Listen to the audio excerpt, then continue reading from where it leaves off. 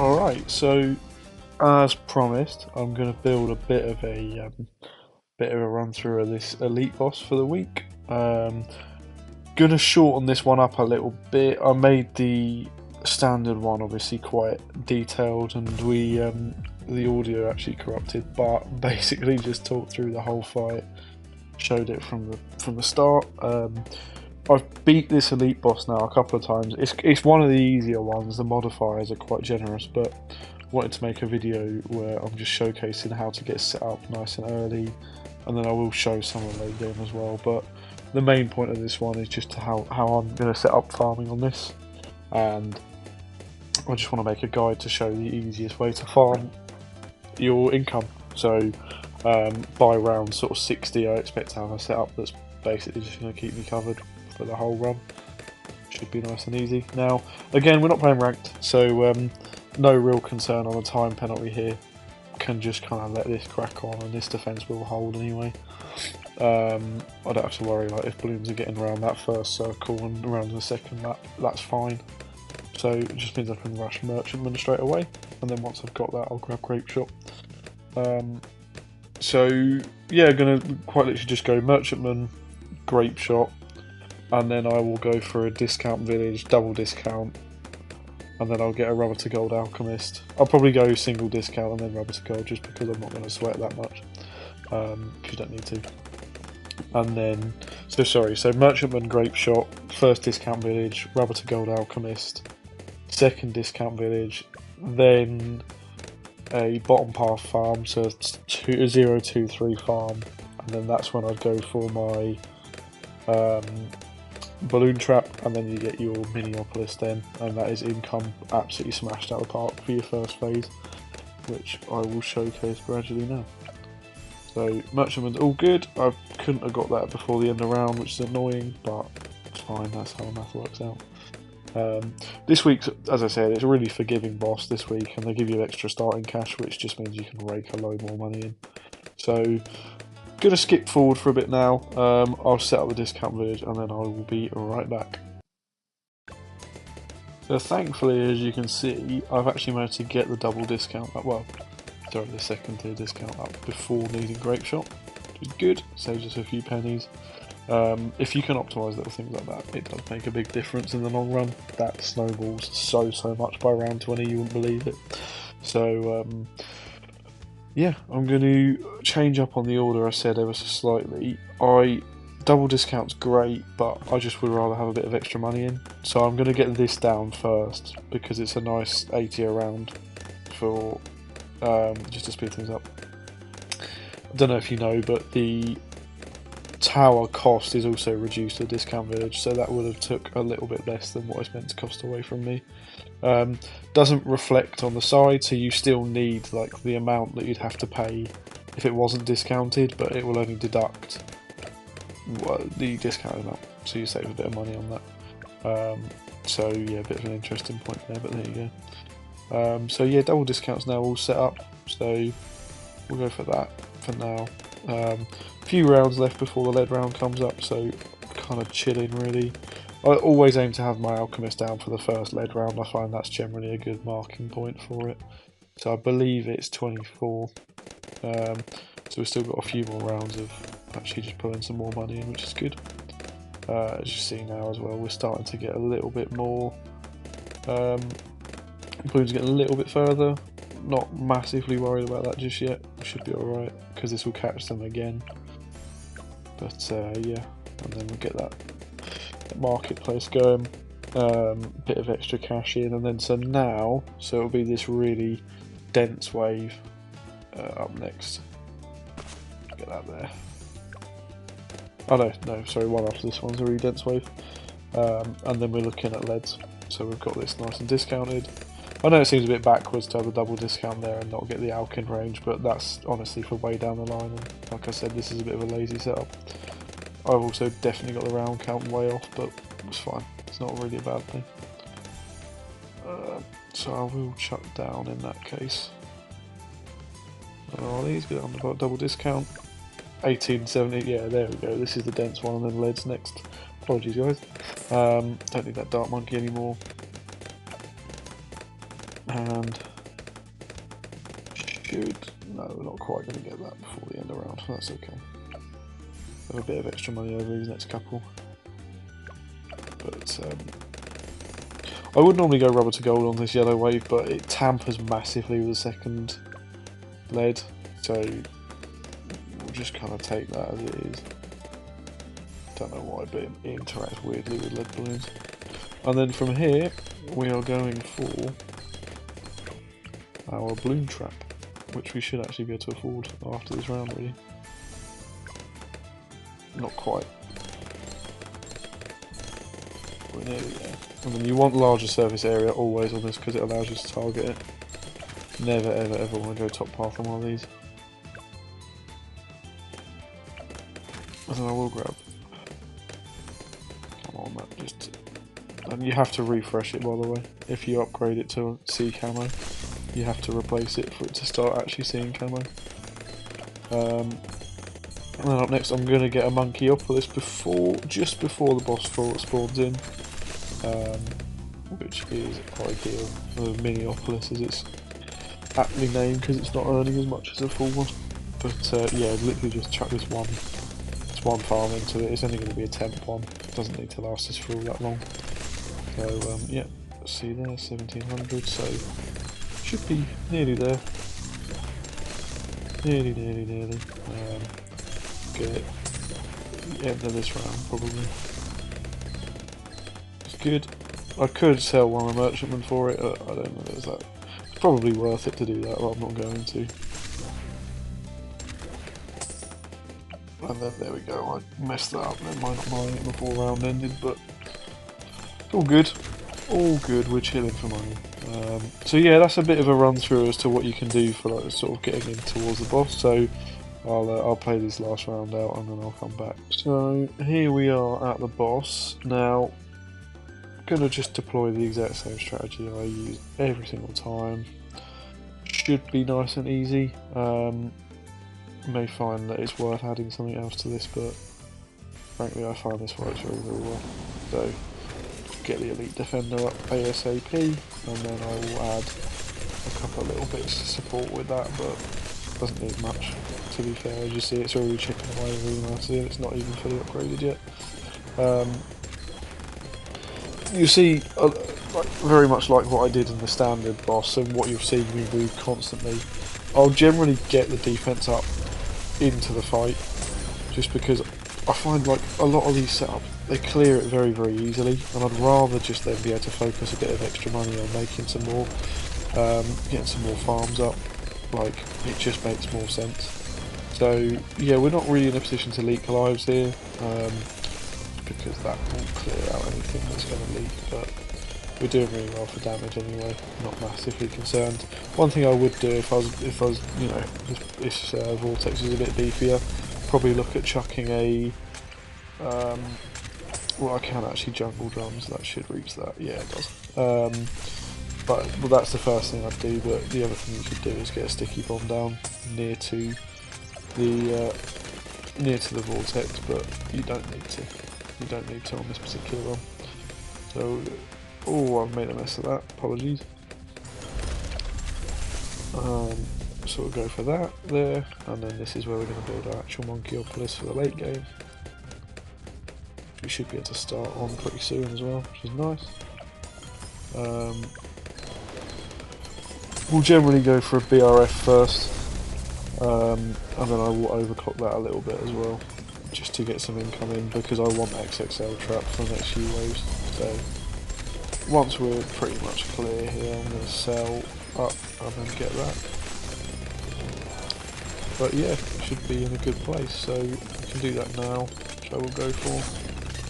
And then because you are stealing income, you've got to go. So yeah, nearly at that XXL trap, which is perfect.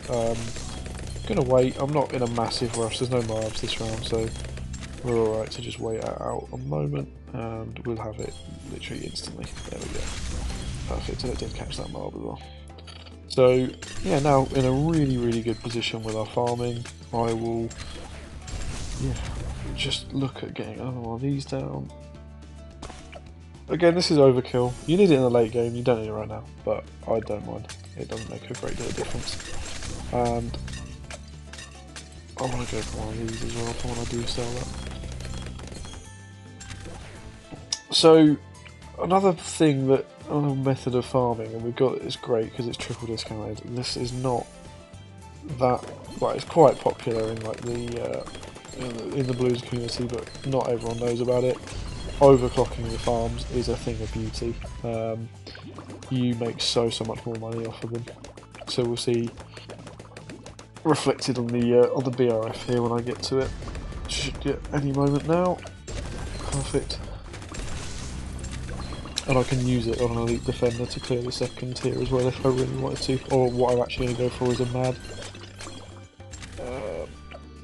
So if I overclock this ahead of the round, you'll see it's just producing income a lot quicker than it normally would. And that is quite simply down to the overclock. It makes it attack 66% far. I think it's just 60. But that means it does, yeah, it produces a lot more money. So really worthwhile having. And then we are going to set up on my Geopolis here. So you can get 6 farms up here. It's tight, but you can do it. However, I'm not too bothered. Like, we're going to be way in over the income threshold anyway. So I'll actually be happy with 5, sorry, to be honest. Yeah, really don't need to worry about that too much. I think I might be able to... If I can squeeze one in anywhere here, I'll show you a trick as well. That might work. I think it will work. I'll showcase that anyway. Just in case it doesn't, we'll do that.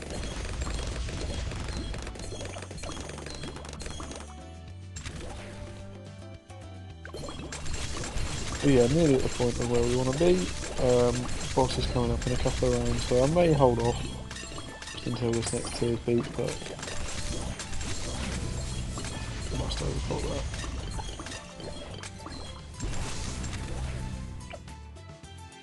So what have we got? So a little bit of time before the boss here, so quite happy to just get this set up now. So what we're going to do, if we wait a moment here, we need our overclock back up. I made a bit of a mess of this, but that's fine.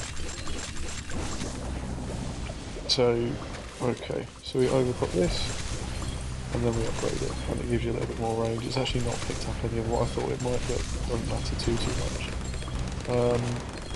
So then we go for our mad. We're a little bit behind, but not a particularly hard boss, so we'll be alright with that. Just a little tiny bit more. Got that trap, does it. Overclock your mad and use your ability at the same time, and you see the damage on that is absolutely nuts. Really does rip this guy apart. And then just to make sure we're quite steady on that, I don't really want it to get into range to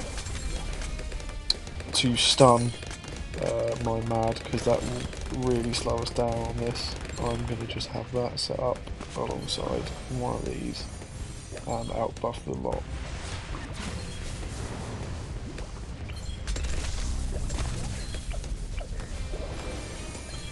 So that should mean we're pretty much going to walk through this. So yeah, got our village set up, and then I will set up a Monkey Wall Street once this is clear. But yeah, definitely in a really good position. I've wasted that ability as well. But we don't need to worry too much. Let's see, we're still working through it. I will go for a quick mob just because we're so good for money. I'm not concerned by it. I'll trade Empire as well.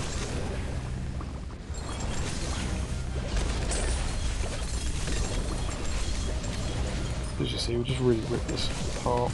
MAD for a second tier is a great strategy. Sell, sell, sell, sell. My most immediate priority is going to definitely be to just get these up and running again. and I will show you guys this, and then I will crack on with it myself and come back once I'm actually building more. But your main farms are going to be these ones. Again, you can have 6 here, really not that concerned. I'll make sure I definitely have 5, but you don't need to worry about having 6.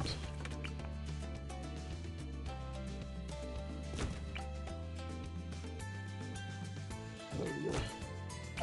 Main one is, I want one of these, just to save you collecting the income.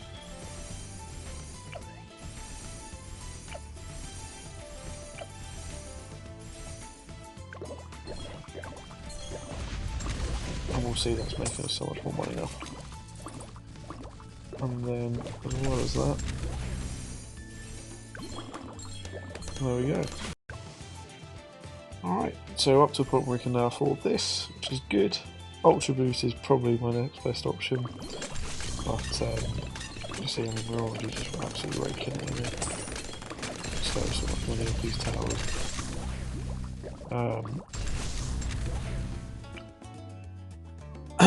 First thing I'll go for, Ultra Boost is great, but there's one other tower that just presents a much better option here, and it is your support temple. So just set that up as so. Best option is to middle path the Spike Factory. Should be entitled to it in this round, really. Actually getting some value from the pops that's given me as well. You want Ultra Boost your highest earning farm as well. Oh sorry, Overclock. This takes you just barely over 50k. Then you grab yourself a temple. Now, I'm not going to go for a true Sun God. I don't feel that it's the right thing to do, so we'll just upgrade the range on that now. Again, if this was a more, if this was a tighter boss week, this is a harder boss, I would go and set up loads of farms around this. Don't really need to. One thing I always do is this, give it a bit of extra damage, but it also makes it earn an extra 1,000 every round, which does add up. And this isn't that expensive to set up anyway. You find after about 15 rounds it's paid for itself.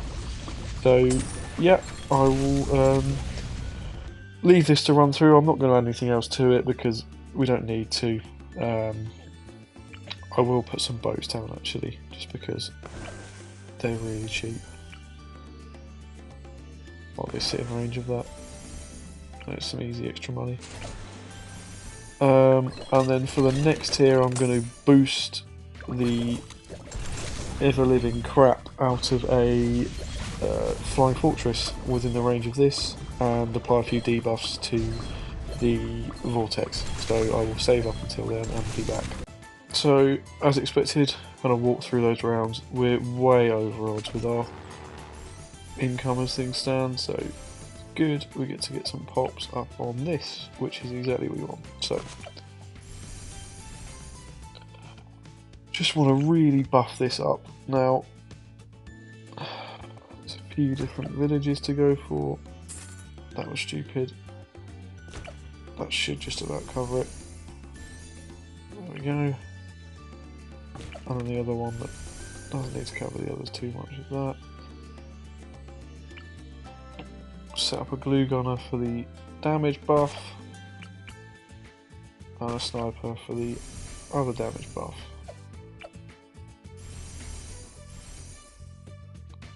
This should absolutely shred it. We will soon see. Could quite easily go for Paragon on this, but I don't think I need to. In fact, it's not doing as much as I'd like it to, so we're going to set a couple of bits up here.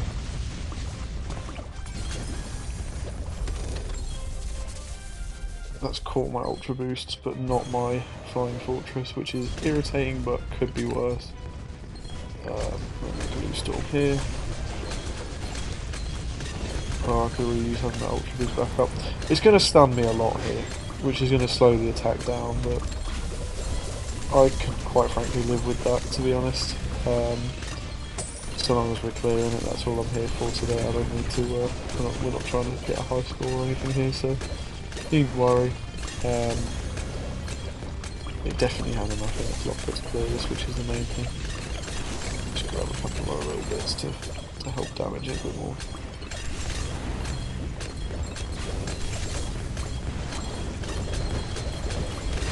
should absolutely rip it. Please, so yeah, we're not quite halfway through the track just yet, and we're really lifting that up, but we're in a position now where we're starting finding it a bit easier now it's away from stunning our flying fortress, which is good. And then bang, we can do that, and we are absolutely chilling. So yeah, real pretty clean run. Could have been a lot cleaner if I wasn't in the pit, but you know, I am. So what can you do, eh? Next to no pops on this, by the way. It'll all just go to the monkey legs, which is what we love to see. So yeah, absolutely tore it up there. Good stuff. No stuns on our farms either, which is always a bonus. But yeah, in terms of income, in a really good place at the moment. I don't need to really sweat having too much more coming in. Gonna go for an ace paragon for the next tier, so I will just come back when these rounds are done. So we are now at the 4th tier. Have the money in place for a Goliath Doom ship, but as I spoke about before, quite happy to pick this up partway through. I have got one set up nice and conveniently placed in this top right corner here. When I get the Doom ship up and running, it is going to absolutely annihilate this guy. So I'm quite happy to leave it running for a little bit. Reason being, I want to be well over degree 60 if I can, and the ideal way to do that is let these guys accrue some more pops. So let it get past this little bit here. Again, really not too concerned about it. Should just absolutely be fine when I get it to its paragon. So I'm going to get to 1.8, and then I think that's when it's best to do it. I've also set some more spectres up just to get this pop count as high as I possibly can. We're going to get just over that sort of 7 mil mark, which is lovely. All in all, should be. Yeah, I mean, we're absolutely. To be fair, we're not doing too bad in terms of boss damage, but go for that now. 57 is not ideal, to be honest. I'd rather it was over 60, but I get a little bit nervous with it getting that far in the track, so I suppose I could have waited. I could go back and restart, but we don't need to do that. We're fine. This particular paragon will make the finals here very easy.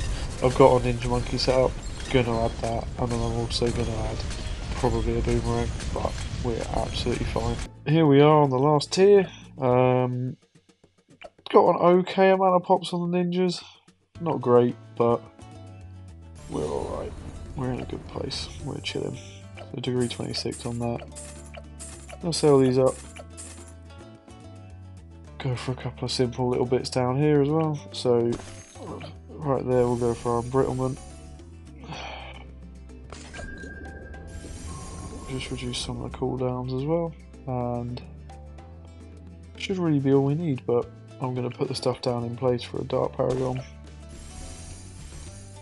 just in case we fancy adding some more damage on there later down the line. But yeah, should be absolutely fine with this. There we go. And yeah, I'll sell the boats if I want to use that. As you see, we're doing really well on damage already, so probably not a major need, but certainly an option should I choose to go for it. Yeah, quite self-explanatory little walkthrough here, guys. Again, like, I've just set up to a point where we're going to deal with a boss, you know. We're not going to absolutely cakewalk it, it's not going to be an absolute battering or anything like that, but it just get you by, and it's quite easy to set up. It's very minimal micro, just a real, yeah, real just get by and let you crack on with the week, I suppose. So yeah, again, recap, like, I'm using a lot of debuffing towers here. They make a huge difference to what you're able to do to bosses. It's super great. I want to keep on it really, because I've made enough money to be able to rebuy it. Gonna grab a Dark Paragon here. It's gonna get stunned straight away, but I'd rather just have it than not, to be honest. So yeah, real easy run here, guys, and we're gonna smash through that before it even really gets around that boss bit, which is what we like to see, right? But yeah, thanks for watching. I will play this out and then I will let you enjoy the rest of your day. If you just found this helpful and you're looking for more guides that are like this, please do leave me a like and a comment. I will I do read. Oh, I will definitely read through it. Right, it's a very small channel at the moment, but if there's anything you want to see done differently, anything else you need a bit of help with, do ask me. I'm happy to try and help you guys out. Cheers.